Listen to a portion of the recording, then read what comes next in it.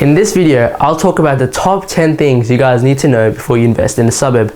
Before I begin, welcome to my channel. My name is Mihir and I upload educational content such as this twice a week. So if you're interested, please hit like and hit subscribe. But without further ado, let's get straight into the content. The first thing you guys got to look out for is the 10-year capital growth, because that's what we're looking for in the end, right? This is one of the most important factors you got to check before purchasing a suburb. And remember, we must keep this as objective as possible. You may, for instance, love to live in suburbs that are not capitally appreciating, but remember, we're looking at this from an investor's point of view. So now I'll be showing you a screen recording of a useful resource that I believe you guys should check out as well. Now we'll get straight into that. Hey guys, welcome to propertyvalue.com.au.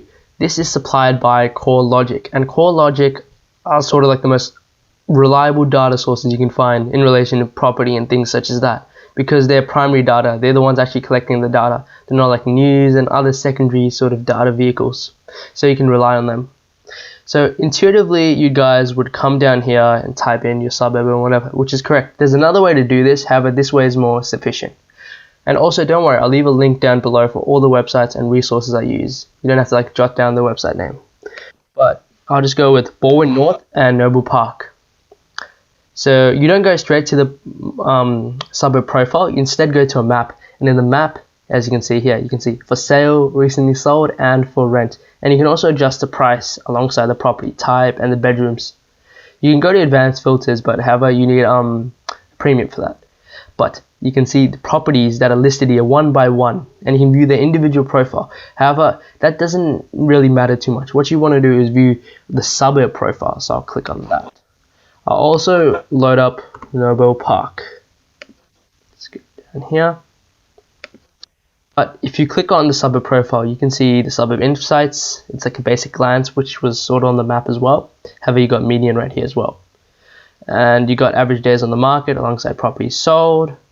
But even got development permits. However, you need to upgrade to premium, but there's another way to work around that. There's another website for that. But the key thing I want to emphasize, besides schools, auction rates, is these sort of graphs. You got age, gender, household income, which is an important factor you got to look into. But if you go below, you got market trends for the last 12 months, and you have to upgrade to premium to view all the market trends, which is a bummer. However, it's not too expensive. But if you come down to this last one, this one is the change in median value over 12 months. If you look at that, that's a massive peak of growth compared to Victoria. Now you may be saying, oh, it's just Victoria, because Victoria is composed of both highly capitally growing areas at the same time low growing areas. So I mean, is it really reliable? And that is a fact, because in Melbourne alone we have 8 markets rather than Melbourne just being one market. Because how would you explain suburbs such as Baldwin growing really well whereas Noble Park not growing at the same rate? It doesn't make sense. They're both in Melbourne. But the key thing you guys got to look out for is that this is essentially just a sort of indicator, right? You'd probably need premium to get access to more of the data that would help you. Otherwise, I'll touch base upon more of them. But now I'll go into Noble Park. So let me just get that suburb profile. Let me click on that. Yep. Now, besides that, you can see the median price change hasn't been too much. But let's go below. Let's look at the peaks and the curves. Let's go here. My, would you look at that? There isn't too much of a difference between Victoria as a whole and Noble Park. It's just slightly barely getting over. And that's not something good. That's not good at all. Because the key thing is we want good suburbs. Like, we want to invest in actually good growing areas. You don't want to be average, because how would you expect it to grow? There's no pressure. I don't want to disclose everything into this one sort of screen recording. My other points in this video would talk more about that. But you can clearly see that Noble Park isn't growing as much as Baldwin North in relation to Victoria. So that is a problem, because like I said, Victoria also encompasses high growing suburbs and low growing suburbs such as Noble Park. And yet it was still below Victoria, which is pretty not too good. But besides that, I'll now move on to the next point. The second factor before determining whether you should invest in the suburb or not is the average household income. Surprisingly, this is a factor that most people don't look out for, which is quite strange in my opinion, because this can be the difference between you making it and not making it. But before I go further on, I'll now be showing you the resource which you guys should use in order to determine this. So let's check that out. This is profile.id.com.au. You may be wondering, why am I using another site? Well, here, can't we just use the first site because it also had the average household income? And yes, that is true. I mean, the graph is simply easy to interpret. You can see if there's high income earners or not. But the reason why I'm also showing you this is because of two reasons. The first reason is because that website's gradually becoming more sort of service oriented, so you got to pay like a membership or a fee. It's not too expensive, and I think it's quite worth paying for that, but why would you if there's another way? And secondly, with this website you get access to heaps and heaps of more data, which is easy to comprehend, really easy to comprehend, but it gives you more insight, and you can sort of distinguish if you're fighting between A or B suburb to distinguish which one's better. But let me show you how this works. It's separated based on councils, so you got City of Adelaide, blah blah blah, but I'll be going upon Boroondara and Casey. So blah blah blah, it just gives you an overview. However, the key thing that is missing from the West website is insight. It makes it really easy and simple to understand. However, this is where we get into nitty gritty stuff. So you got how old are we, you got who we are, you got ancestry, birthplace. But the key things you want to look out for is qualifications, employment status, occupations. But for this point, we're going to go household income. Individual income, you don't really need to worry about that much. It really doesn't matter because there's always someone who's earning a bit more. You gotta look at the combined income. But come down here, I'll get the same sort of things up for Casey. What do we do? Yep. Now you'll notice a major difference between this sort of red caption.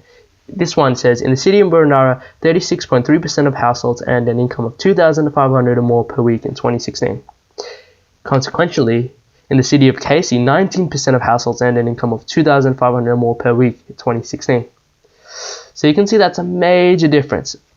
However, don't let that fool you, because this gives you an overview. If I come down, for Casey's, you can see that there is 12,000 people earning this amount. In Boroondara, we have 3,700 people. But you may be wondering, they don't really fit in a particular, demographic of pay. That is true. There's only 5,000, roughly 6,000 people here. And there's more people in this area. However, if you keep going down, you can see that the numbers start to decrease. Obviously, you got not stated, but look at that. Like, they start gradually decreasing. Up until the $5,000 sort of mark, they're below 1,000 people. Whereas for Boroondara, you can see that it's near 3,000. So you can see that just from this region, from 4,000 to 8,000, there's a heap of more people compared to Casey, where the numbers diminish even more. This is what I'm talking about. You need to target high income areas or high income demographics, because these people in turn have a lot of discretionary income they can use to push and pressure the property market. But besides that, another key thing you need to look out for, because of things such as gentrification, you can sort of predict whether a suburb is going to maybe become a good suburb in the future. And things like that, we got to look out for, like factors such as education and occupancy. So I'll kick up occupants and qualifications, schooling. You can see that there were more professionals in the city of Boroondara in 2016 than on any other occupation. What does that tell you? Generally, on a general conscious, professionals earn way more than other occupants. Sure, there are exceptions, but generally, as a majority, they earn way more. You can see that they have a lot of managers, professionals obviously, sales workers, machine operators, but primarily professionals. Professionals generally bring in that big paycheck. But if you look at qualifications, almost roughly half of the people in Boroondara had a bachelor degree or higher. And that's insane. And if I had to go to Casey, let me just get that out of the way. You can see that qualifications wise, they wouldn't really stand apart too much. They only had, 20% of the people had a vocational qualification, 2016 or higher. But bachelor degrees, it's only 16%. It's only 38,000. And whereas here, there's roughly double almost, which is the difference that I'm trying to illuminate to you guys. But that doesn't necessarily mean trade workers, aren't good or bad, but we must look at this from an objective perspective. If we have a lot of these people in sort of higher sort of education, higher degrees, they're generally bound to have higher paying jobs than most people, which makes sense. But besides that, we can also go into occupancy. I bet there's more blue collar workers here. There are more technicians and trade workers in the city of Casey in 2016 than any other occupation. It's simple. Sure, they have some professionals, but compared to Boroondara, I mean, yeah, but is there really a difference? It's primarily bombarded by technicians and trade workers. Yeah, they got technician trade workers here, but it's only 4,000. So eventually, these are the sort of people or the demographics we are targeting, because these people in turn put pressure in the market. This is all I wanted to show you, but you can still see that the data is easy to comprehend and understand. Sure, the interface might have been better for the other website I showed you, but this website presents data that one doesn't. So you got to use all the tools at your disposal appropriately for their own purposes. The purpose of me showing you guys the average household weekly income was to simply illustrate that there's a pattern between high income earners and high capital grossing areas. You may be saying, well, duh, Mihir, it makes sense. Or you may be on the other end of the spectrum saying, how does this make sense? I mean, I understand that, okay, rich people want to live in rich suburbs, but how does it become rich in the first place? The reason is simple. High income earners have a lot of discretionary income, okay? And with that, they can easily bid up the auction prices and easily overpay for a property, which is creating demand. And suburbs such as Baldwin and Kew, they sort of have a lot of old buildings, and the council is generally quite strict with a lot of building things. Right now they're building sort of townhouses and things, but it's quite strict in general. The strictness, the limitness of supply, the discretionary income, alongside WalkScore, are one of the leading contributors to a highly capitally grossing area. The funny thing is, I already made a video about this. In fact, it was my very first video called Real Estate is Easy. I basically break down the formula of supply and demand to the most simplest form ever. So if you want to check that out, I'll leave a link up here. Number 3 is high demand for critically low stock, otherwise known as demand to supply ratio. You can get access to the tool that I'm going to be using. It's called www.dsrdata.com.au. I'll leave a link in the description below. But the DSR ratio is simply a score out of 100 for demand to supply ratio in the property market. So when the DSR is equal to 50, that means there's equal demand to equal supply. The greater the DSR equals, the greater the demand. If I give you the example of Bentley East, you can see that it has a DSR score of 64 out of 100. This simply means that there is greater demand than supply, which in turn means that it's easier to sell your property and sell it for a higher price than you originally purchased. On the contrary, or the other side of the spectrum, if you look at Docklands, I haven't looked at Docklands, but I can tell their score would 100% be below 50. Yep, I don't even need to look. It's below 50. And the reason for that is simple. There's an oversupply of properties, more specifically apartments in Docklands. The fourth thing you guys should look out for before you invest in a suburb is a high WalkScore. Let me ask you a question. Would people pay a premium for having cafes, gyms, lifestyle centers from a walking distance from their property? Absolutely. People would definitely pay a premium, and that is exactly what WalkScore measures. WalkScore also measures things such as how far transportation is, schools, just the whole area in general. I'll put up like a hotspot sort of thing here, but you can see that most of the highest WalkScore areas are situated in the eastern suburbs, and surprise, surprise, that is also where the highest capital growth occurs. But you can also see outliers. For example, Dandenong. Dandenong doesn't have as much capital growth as, for example, an area like Bowen, yet it has one of the greatest walk scores. The key thing I'm trying to emphasize in this point is that walk score is one of the variables you should look out for. It's not the all end all sort of thing, because you can see that an area such as Dandenong has such a high walk score, yet it's not performing as well as Bowen, Kew, or any other suburb like that. And there's also suburbs that don't necessarily have a high walk score, yet they perform better than Dandenong. So this is one of the factors you got to look into, but not fully rely on. A reason for why Dandenong isn't doing as well as Bowen, besides this distance from the city, which isn't necessarily too correlated in terms of capital growth. There is a connection, but not too of a strong connection that you need to worry about. But besides that, key reason for that is simply because of weekly income. The weekly income in Dandenong, I guarantee, is not as high as the weekly household income in Bowen. I'll pull up some numbers here, but you can easily see that Bowen is triumphing Dandenong by far in terms of weekly household income.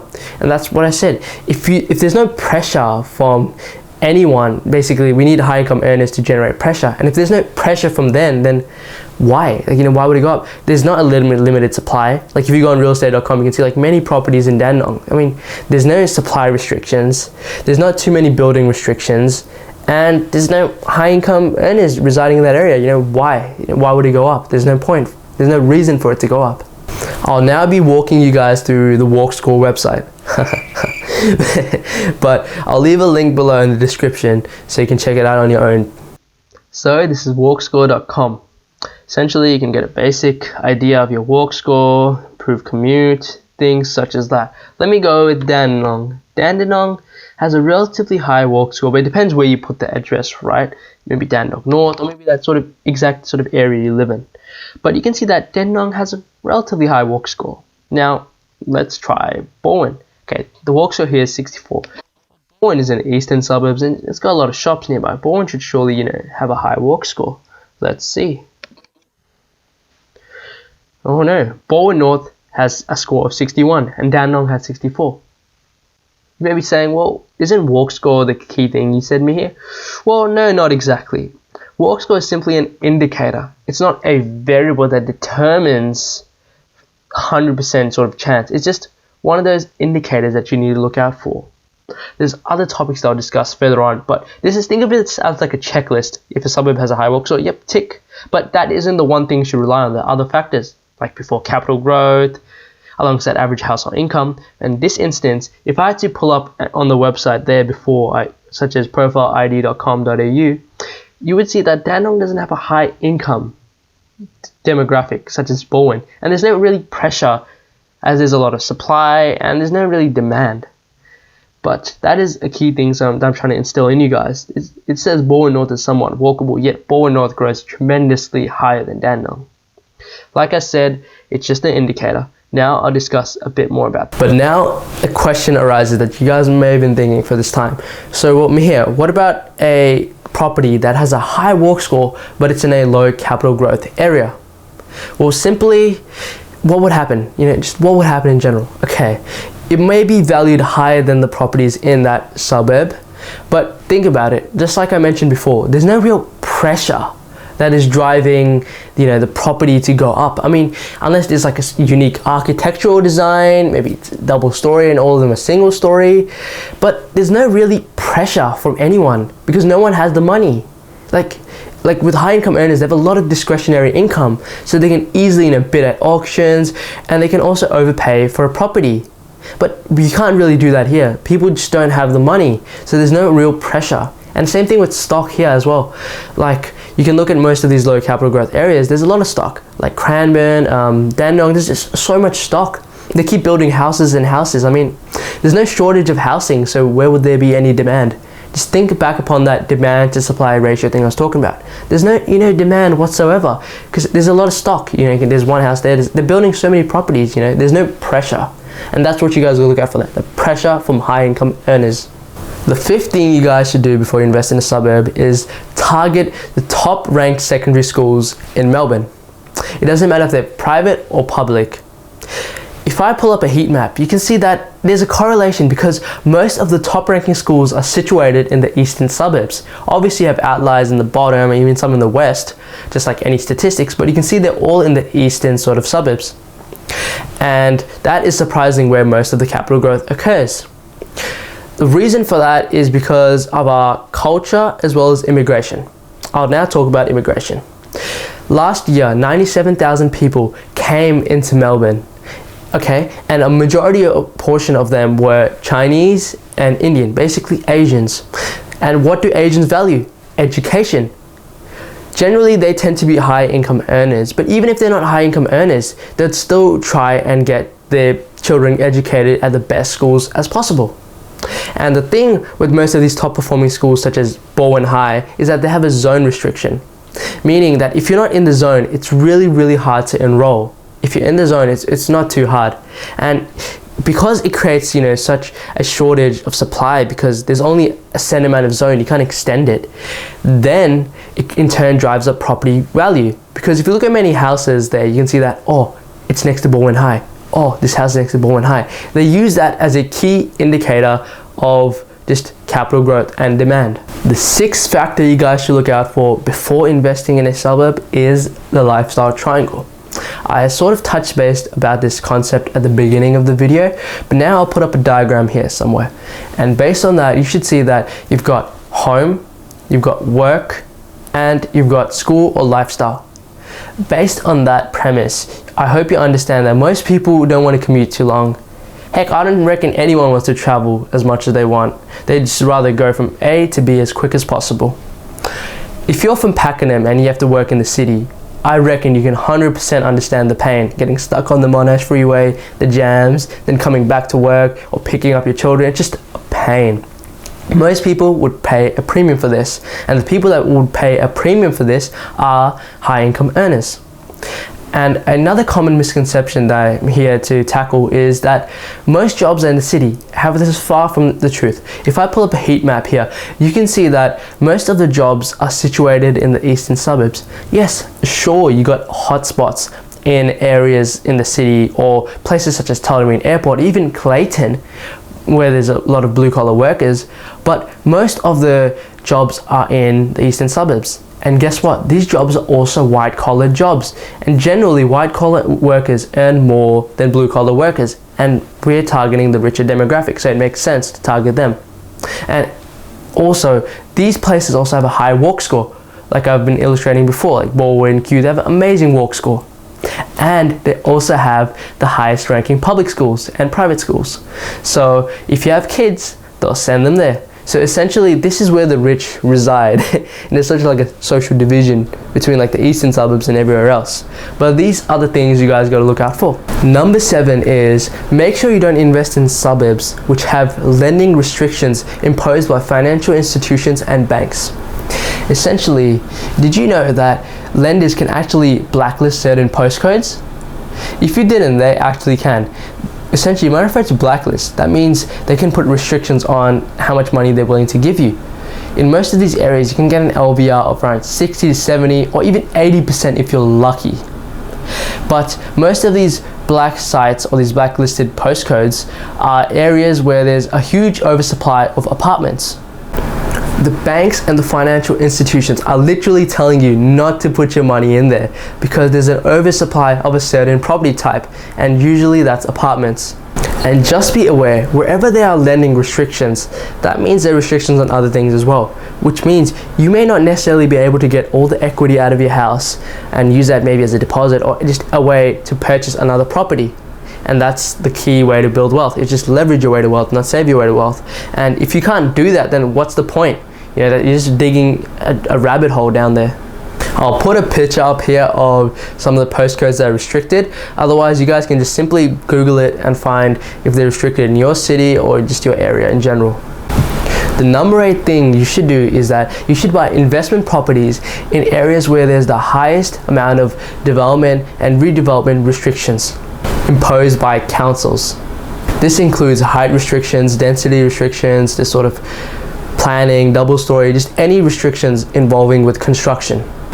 The way you can access this data is simply just typing up your local council or your local town planning website. That's it, because they're all different. The places where this redevelopment and development is allowed is generally not a good place, because they can at any time just build more houses or just in general redevelop more places, and we aren't really controlling the supply there. The key thing is we want an area where there's limited supply, where that in turn creates demand, and there's other factors as well pressuring that demand. Here we really don't see that. The only sort of exception I can see is that if that area is going gentrification. So for example, a suburb, if you're in Melbourne, is Heidelberg West. It's going massive gentrification. It used to be like ex-commission housing, and now the council is destroying all those houses and building new townhouses. And the reason why I'm advising you against this is simply because there's a mass stock in the market. Essentially, when they build something, they don't just build like one building, they build a crap ton of buildings. Like if you look at, like, for example, KC area in general, they're just building a huge amount of properties at the same time, like at least 10, 15s by the same builder. It's just insane. And there's no stock actually being withheld or controlled. So how's that demand supposed to come? You know, if there's a lot of supply, it just doesn't work out. So for example, if I talk about Baldwin, it's an area where there's a high WalkScore, there's a good lifestyle triangle, there's good schools, and at the same time there's limited constructions and redevelopments going on. There's not like mass houses being built. That area is something you guys should strive for, because there's limited supply and the demand is being imposed and pressured by high-income earners.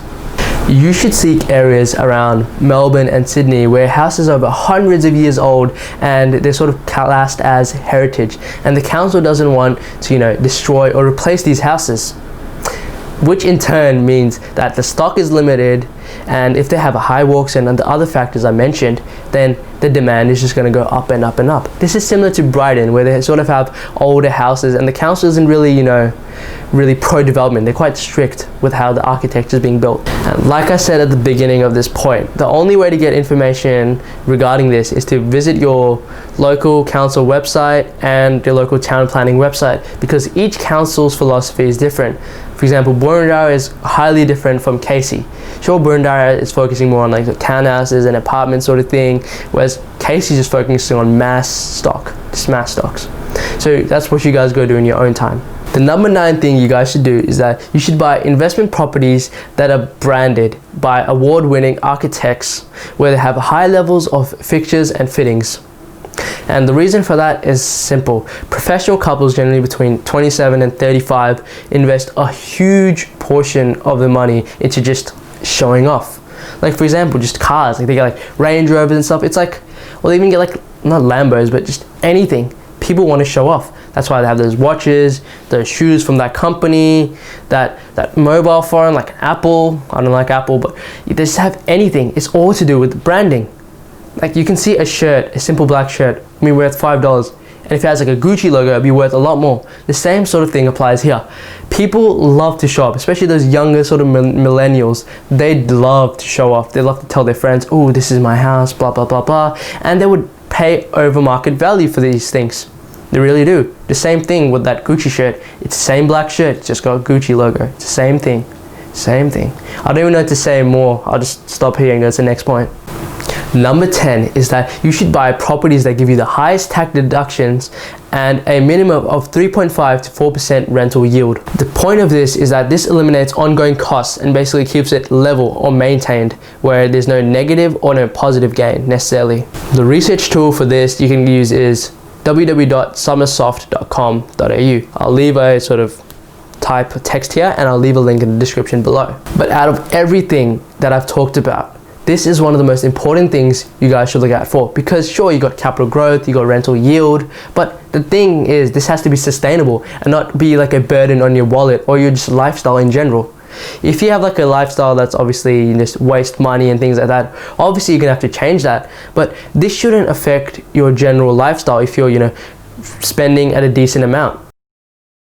So summersoft.com.au is where you get access to that tool. So you essentially go on PIA software, then click here, and then from here you click on this. You can get full access for this amount of money, but if you just want to try the demo, be my guest and just click on that. But you don't get full access. You only can manipulate limited amounts of numbers, but I'll just show you what you can get with that.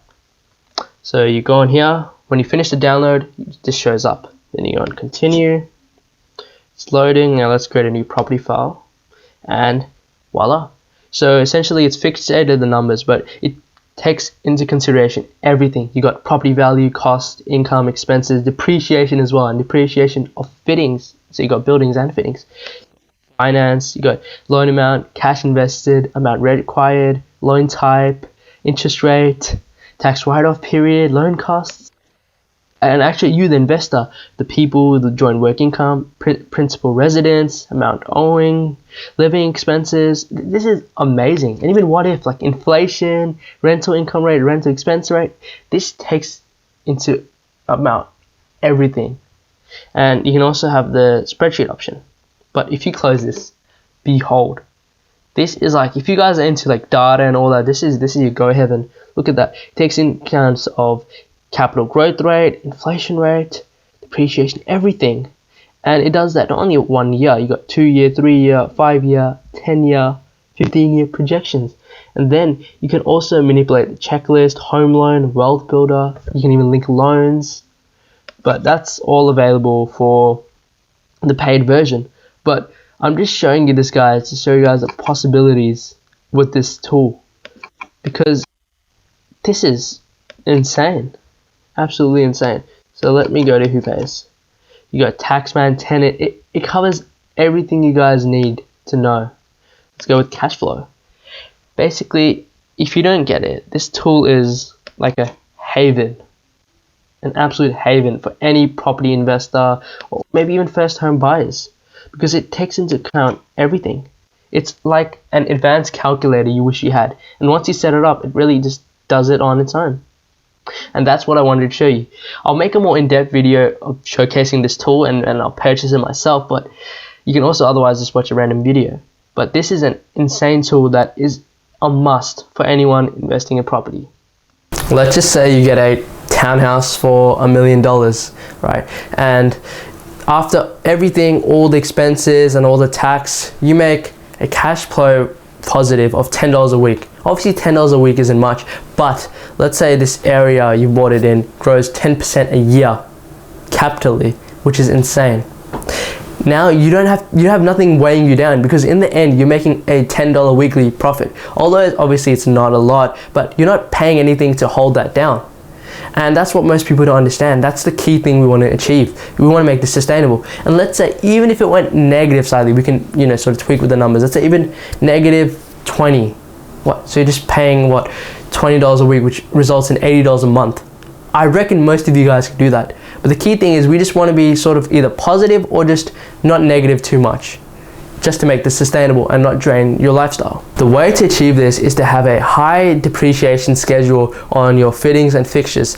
This is why you should buy new houses rather than old sort of houses, because if you buy houses that are, between 25 to 30 years old, they're basically, at the end of the depreciation schedule. You're not going to claim much back. It's a stupid move. This is why you should buy newer houses. Just by doing that, this could be the difference between going negative $150 per week to going cash flow positive. And that's a huge difference. It may seem small, but that's a massive difference. And this is why it's important to get a good depreciation schedule. So, what actually does drive property growth? People keep saying location, location, location, but come on, man. I've shown you guys Dandenong. Dandenong has a really high WalkScore, like Dandenong Plaza. There's shops, cafes, everything nearby, transport. Yet it's not growing as high as places like Kew and Bowen. And even you got places near the inner sort of city, they're not growing as high as Kew and Bowen. Why is that? It simply means that it cannot be location. So what I believe the key contributing factor towards property growth is simply scarcity and demand from the right demographics. And by right demographics, I'm typically referring to high income earners. They could be doctors, lawyers, engineers, just people who are high income earners. The way you guys got to look at this is simply from an objective point of view. I know you may have heard of things like, oh, this building or this highway is going to increase the value, but there's no demand. Like, how can it do that? Like, for example, I remember people talking about there's an airport being built. Oh, they'll increase value and stuff. I mean, are the rich people going to move there? I mean, is anyone going to put strain or put any sort of value in the property market? Like, Why? Maybe you could say, oh, there could be workers, you know, wanting to live closer to their job. So you got like the lifestyle sort of triangle thing. But the key thing you guys are missing out is stock. They're building houses like every day I look outside, it's like another house. These guys are just building and building and building. They have enough stock. There's no proper or serious demand. Not from rich people. Why would rich people want to come here? There's like no lifestyle triangle. The schools aren't necessarily the best. The jobs are more towards the sort of eastern sort of thing, not necessarily the Bayside. So I mean, why? You know, there's no pressure being applied. That's what I mean. Another thing I want to talk about in terms of objectivity is Richmond. If you're in Melbourne, you know Richmond isn't like the best area to be. There's a lot of weird people walking around, there's addicts, it's just not a good place to be. Yet surprisingly, Richmond has the highest income per household weekly, which is insane. And it also has some of the highest grossing capital growth potential. It's been growing really, really high for the last couple of years, and it's amongst Borwood and Kew in terms of capital growth. But would I want to live in there? Hell no. You got weird people roaming around, you got small, tiny, cramped apartments, but it's not, I personally don't like it, but other people want to live there. And that's what I mean by objectivity. You can't let your emotions and things like that get in the way. Because there's other suburbs that may be far out, that don't grow as well. They have amazing infrastructure, amazing, it's a beautiful area. Like such as Cranbourne. I like Cranbourne, but it's not going to really appreciate, you know, as much as Borwood or Kew. That's why you must be objective. Just before I wrap up, I'll link all the concepts I talked about in this video to the top 20 growing suburbs. You can see that most of these suburbs are situated in the eastern side. You've got Borwood, you've got Box Hill, you've got Toorak, you've got suburbs such as these, even got Kew. And what's special about these suburbs and this so eastern area? Well, most of the white-collar jobs are situated there, and white-collar workers generally tend to earn more than blue-collar workers. It's got high WalkScore, so there's a lot of buildings, cafes, just a lot of things nearby. Thirdly, it's also got a lot of restrictions from council in terms of building certain types. But when they're generally shifting to building more apartments and stuff, but otherwise the stock is heavily limited, and there's also a lot of heritage houses. Also, the lifestyle triangle combines all these factors in. Their work is close, their kids' school is close, their freaking house is close, they've got everything close. These factors all contain and combine with one another. If you enjoyed this video, please hit like and hit subscribe, as I really put a lot of effort into this video. But besides that, thank you for watching, and I hope you have a great day.